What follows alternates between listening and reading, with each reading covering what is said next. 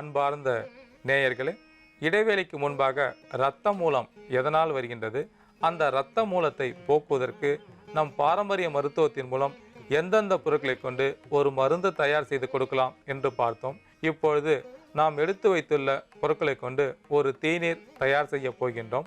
இந்த தீநீர் தயார் செய்வதற்கு நாம் எடுத்து வைத்துள்ள பொருட்களின் அளவுகளை பார்க்கலாம். முள்ளங்கி இலை 25 கிராம், கொய்யா வேர் 10 கிராம், கொடிவேலி வேர் 20 கிராம், வெட்டி வேர் 20 கிராம், நெல்லிக்காய் சாறு 2 தேக்கரண்டி, பனை வெல்லம் தேவையான அளவு. இந்த தீநீர் தயார் செய்வதற்கு முதலில் 200 மில்லி தண்ணீரை ஒரு பாத்திரத்தில் எடுத்து லேசாக சூடேற்றவும்.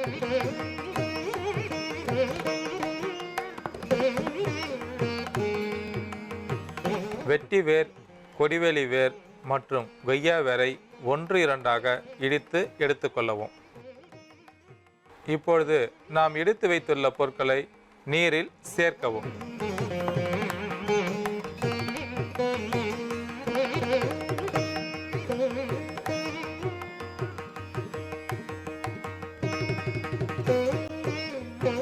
அடுத்ததாக முள்ளங்கி இலைகளை சேர்க்கவும்.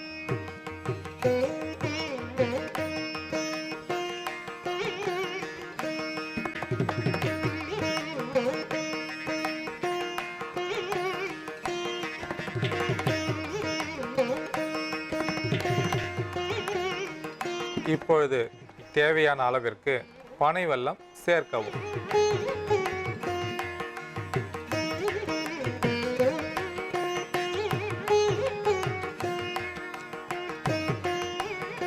இப்பொழுது இந்த தீநீரை வடிகட்டி எடுத்துக்கொள்ளவும்.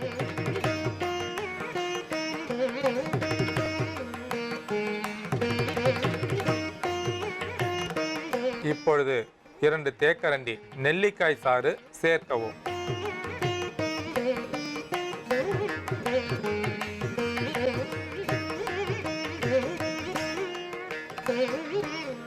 மலச்சிக்கல், மூலநோய், இரத்த மூல பாதிப்பு இதுபோல பாதிப்புடையவர்களுக்கு இந்த மருந்து அதிக அளவில் நன்மை செய்யக்கூடியது.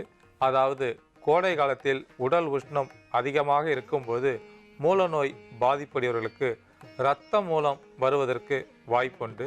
அந்த இரத்த மூலம் வந்துவிட்டால் இந்த தீநீர் தயார் செய்து காலை, மதியம், இரவு 3 வேளையும் 50 மில்லி அளவிற்கு சாப்பிட்டு கொண்டு வரும்போது மலச்சிக்கல் தீரும், மூலநோய் தீரும், இரத்த மூலம் படிப்படியாக குறையும்.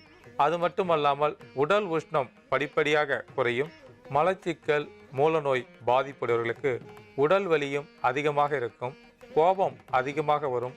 இவற்றையெல்லாம் போக்கக்கூடிய தன்மை இந்த தீநீருக்கு உண்டு. இந்த தீநீரை காலை, மதியம், இரவு 3 வேளையும் சாப்பிட்டு கொண்டு வரும்போது உடல் உஷ்ணம், அதிக கோபம், மலச்சிக்கல், மூலநோய், இரத்த மூலம் போன்ற பல பாதிப்புகளை சரி செய்யக்கூடியது. இரத்த மூலம் பாதிப்புடையவர்கள் இந்த தீநீரை காலை, மதியம், இரவு 3 வேளையும் உணவிற்கு முன்பாக 50 மில்லி அளவிற்கு சாப்பிட்டு பயனடையுமாறு கேட்டுக்கொள்கிறேன். ஒவ்வொரு நாளும் ஒரு நோயை பற்றி பார்த்து வருகிறோம். அந்த வகையில் இன்று கோடை காலத்தில் அதிகமாக வியர்வை வரும்போது அந்த வியர்வையோடு உப்பு படிவங்களும் சேர்ந்து உடலில் படிந்துவிடும். ஒரு சிலருக்கு வியர்க்கும் பொழுது அதிகமாக உப்பு போக்கும். இந்த வியர்க்கும் போது அதிகமாக எதனால் உப்பு தோன்றுகிறது, இந்த உப்பு தோன்றுவதை எப்படி நம் பாரம்பரிய மருத்துவத்தின் மூலம் ஒரு மருந்து தயார் செய்து வியர்வையில் உள்ள அதிகப்படியான உப்பை போக்குவது என்று இன்று பார்க்க இருக்கின்றோம். கோடை காலத்தில் நம் உடலில் உள்ள பிளாஸ்மாவின் அளவு அதிகரிக்கும். அதை போல குளிர்காலத்தில் குறைவாகும். கோடை காலத்தில் நம் உடலில் உள்ள பிளாஸ்மாவின் அளவு அதிகரிக்கும். அதை போல குளிர்காலத்தில் குறைந்துவிடும். கோடை காலத்தில் நம் இரத்தத்தில் உள்ள ஆர்பிசி அளவு குறைந்துவிடும். குளிர்காலத்தில் அதிகரிக்கும். நம் இரத்தத்தின் அடர்த்தியானது கோடை காலத்தில் குறைந்துவிடும். அதாவது விஸ்காசிட்டி குறைவாக இருக்கும். அதை போல பிளேட்லெட்லும் குறைவாக இருக்கும். மற்றும் சோடியம், பைகார்பனேட் போன்றவைகளும் குறைவாக சுரக்கும். இதனால் சிறுநீர் குறைவாக வெளியேறும். வியர்வை அதிகமாக வருவதற்கு இவைகள்தான் காரணமாகின்றன. நம் உடலில் இரண்டு சுரப்பிகள், அதாவது இரண்டு வியர்வை சுரப்பிகள் இருக்கின்றன. ஒன்று எக்ரைன் சுரப்பி, மற்றொன்று அப்போக்ரைன் சுரப்பி. இந்த அப்போக்ரைன் என்று சொல்லக்கூடிய வியர்வை சுரப்பியானது அக்கிள் மற்றும் இன உறுப்புகளில் இடையே சுரக்கக்கூடிய ஒரு நீராகும்.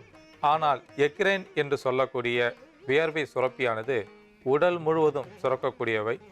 இந்த வியர்வையில் உப்பு அதிகமாக சேர்ந்து வெளியேறும்போது தோலில் உப்பு படிவங்கள் படிவதற்கு காரணமாகின்றன. அதாவது நம் உடலில் சோடியம், குளோரைடு, யூரியா போன்ற உப்புகள் வியர்வையில் கலந்து வெளியேறும்போது அங்கே வியர்வை துவாரங்களில் ஏதேனும் பாதிப்பு இருந்தால் இந்த உப்பு படிவங்கள் தோல் பகுதியில் படிந்து பலவிதமான தோல் நோய்களை உருவாக்குகின்றன. அரிப்பு, நமைச்சல், கட்டி, வீக்கம், அம்மை நோய் போன்ற பல பாதிப்புகளை உருவாக்குகின்றன. இந்த வியர்வையோடு உப்பு வருவது ஒரு சிலருக்கு மட்டும்தான் அவ்வாறு வரும். அதாவது உண்ணக்கூடிய உணவில் அதிகமாக உப்பு சேர்த்து சாப்பிட்டாலும் இரத்தத்தில் உப்புநீர் அதிகமாக இருக்கும். அதை போல இன்றைய காலகட்டத்தில் விளையக்கூடிய அனைத்து பயிர்களுமே உரங்களால் வளர்க்கப்படுகின்றன. அந்த உரங்களில் உள்ள யூரியா, சோடியம், குளோரைடு இவையெல்லாம் உணவோடு சேர்ந்து இரத்தத்தில் கலக்கும் பொழுது அந்த இரத்தத்தில் யூரியா, சோடியம், குளோரைடு போன்ற உப்புகள் அதிக அளவில் வருவதற்கு காரணமாகின்றன. இந்த உப்புகள் வியர்வை வழியாக வெளியேறி தோல் பகுதியில் பாதிப்பை ஏற்படுத்தும். இந்த உப்பு படிவங்கள் கோடை காலத்தில் அதிக பாதிப்பை ஏற்படுத்துகின்றன. பொதுவாக கோடை என்று வந்துவிட்டாலே வியர்வை அதிகமாக சுரக்கும். அப்பொழுது எரிச்சல் அதிகமாக இருக்கும். அந்த வியர்வையோடு இந்த உப்பு படிவங்களும் சேர்ந்து வெளியேறும்போது அதிக அளவில் எரிச்சல், நமைச்சல், கட்டிகள் வருவதற்கு காரணமாகின்றன. இந்த அதிகமாக உப்பு வருவதை போக்குவதற்கு நாம் உண்ணக்கூடிய உணவில் உப்புச்சுவையை குறைத்து உண்ண வேண்டும். தினசரி காய்கறிகளையும் கீரை வகைகளையும் சாப்பிட வேண்டும். அன்றாடம் நாம் உண்ணக்கூடிய உணவில் சிறிதளவு ஆவாரம்பூவை சேர்த்து சாப்பிட்டு கொண்டு வரும்போது இரத்தத்தில் அதிகமாக உள்ள உப்பானது படிப்படியாக குறையும். அது மட்டுமல்லாமல் வியர்வையோடு உப்பு சுரப்பதும் படிப்படியாக குறைந்துவிடும்.